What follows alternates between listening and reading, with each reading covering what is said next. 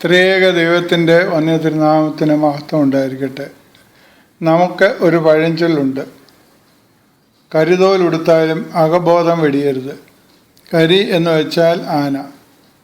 ആനയുടെ തോൽ ഉടുത്തതുകൊണ്ട് നാം ആനയാവുകയില്ലല്ലോ. ആ ചിന്ത മനസ്സിൽ എപ്പോഴും ഉണ്ടാവണം എന്നതാണ് ഈ പഴഞ്ചൊല്ല് നമുക്ക് പറഞ്ഞു തരുന്നത്.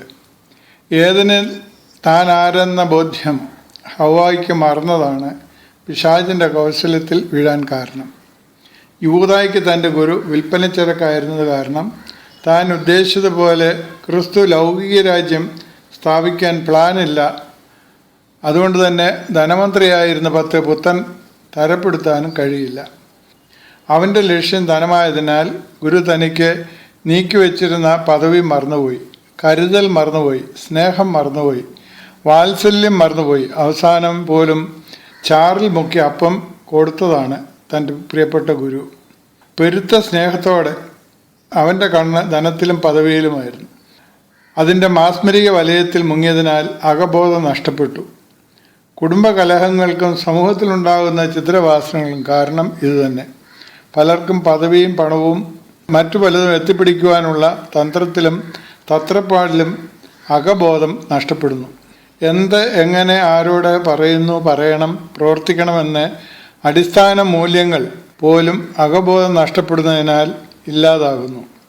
വീണുപോയ മാലാഖമാരുടെ ബന്ധത്തെക്കുറിച്ച് യേശയ്യാ പ്രവചനം പറയുന്നത് ശ്രദ്ധിച്ച് കേൾക്കൂ. 14-13 വാക്യങ്ങൾ. അരുണോദയപുത്രനായ ശുക്ര, നീ എങ്ങനെ ആകാശത്ത് വീണു? ജാതികളെ തകർത്തിക്കളഞ്ഞവനെ, നീ എങ്ങനെ വെട്ടേറ്റ് നിലത്ത് വീണു? ഞാൻ സ്വർഗത്തിൽ കയറും, എൻ്റെ സിംഹാസനം ദൈവത്തിൻ്റെ നക്ഷത്രങ്ങൾക്ക് മീതെ വയ്ക്കും. ഉത്തരദിക്കിൻ്റെ അതിർത്തിയിൽ സമാഗമ പർവ്വതത്തിന്മേൽ ഞാൻ ഇരുന്നരുളും. മാലാഖവൃന്ദത്തിൻ്റെ അഹങ്കാരത്തിൻ്റെ ഗരിമയും വീഴ്ചയുടെ ആഴവും ഈ വാക്യത്തിൽ സ്പഷ്ടമാണ്. ആകയാൽ വേറൊരു പഴഞ്ചൊല്ല് കൂടി നമുക്ക് ഹൃദയസ്ഥമാക്കാം. താണനിലത്തെ നീരോടു, അവിടെ ദൈവം കൃപ ചെയ്യും. പ്രാർത്ഥിക്കാം. ദൈവമേ, നീ അല്ലാതെ എനിക്ക് വേറെ ആരുള്ളൂ? തൃക്കൈ നീട്ടി അടിയനെ താങ്ങി എഴുന്നേൽപ്പിച്ച് നടത്തണമേ. പുത്രപുത്ര പരിശുദ്ധാത്മാവായ ത്രിയേക ദൈവത്തിൻ്റെ അനുഗ്രഹങ്ങളും എന്നാളും ഉണ്ടായിരിക്കുമാറാകട്ടെ.